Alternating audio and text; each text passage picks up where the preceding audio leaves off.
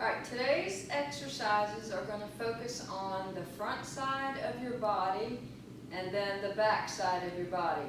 The first three are front side, and we're going to start with the thruster. Any of the exercises that we're going to do today can be done with dumbbells, kettlebells, barbells, any piece of equipment that you choose to use. I have dumbbells here. So first we're going to do, as we will do with all our exercises, be sure that we pick up the dumbbells up safely by bending our legs and picking them up with our legs, as opposed to bending over from the waist and picking them up with our back. Okay? Then we're going to hoist the weights up to the shoulders. We're going to do a half squat, and as we come up out of the squat, press the dumbbells up. Bring them back down with control. Half squat, weight in the heels, press with your legs. Bringing the dumbbells back down with control, and then when you have completed, again, be sure that you safely place them down with your legs.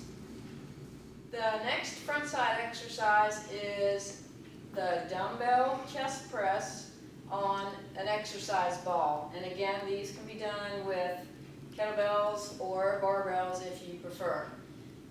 Firstly, sit safely on your exercise ball, placing your equipment on your thighs.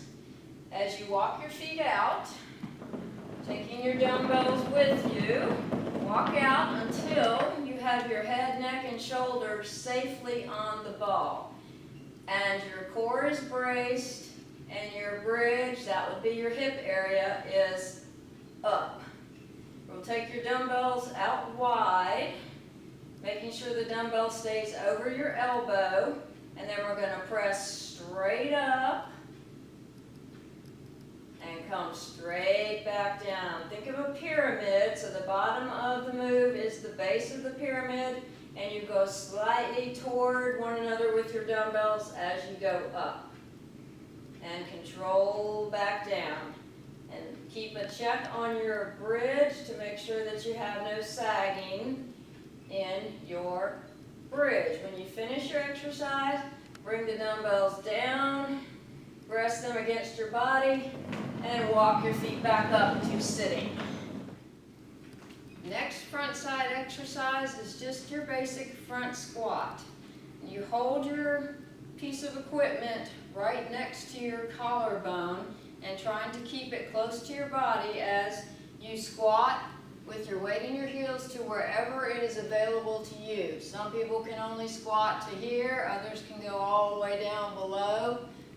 Just squat to where it's available to you, and then come back up, making sure the weight stays in your heels and your posture remains upright. And of course, safely lower your equipment and place it back down with your legs. The next three exercises are meant to work the muscle groups on your back side. We're going to start with a sumo squat with an upright row.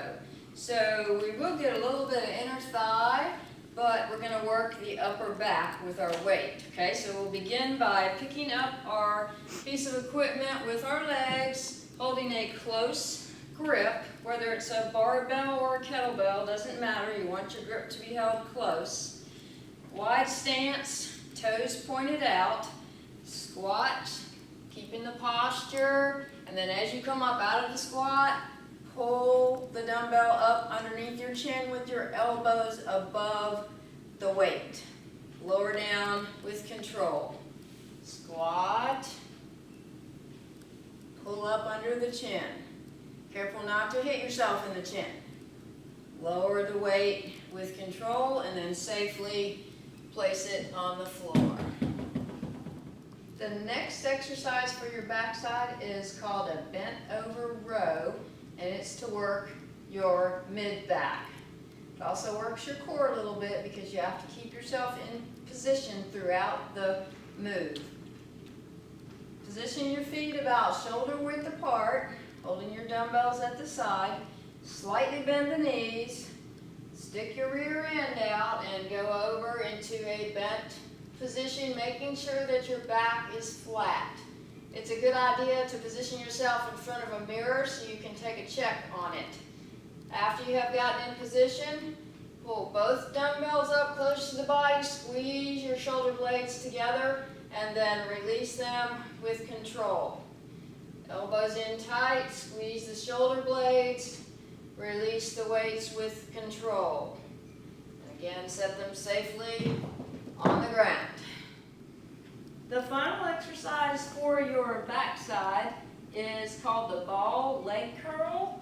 It's going to work your hamstrings and your calves and your gluteus. We're going to start by lying down on a mat and then straightening your legs out and putting them on top of an exercise ball with your heels just about in the center of the ball.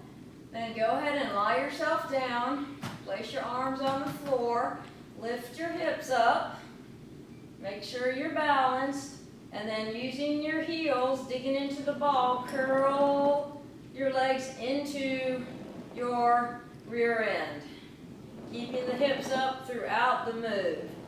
This is a low hip leg curl. If you would like to do a little more advanced leg curl, you can do the high hip, which means you lift your hips as you bring the ball in. So they'll stay high throughout the move and you'll feel a little more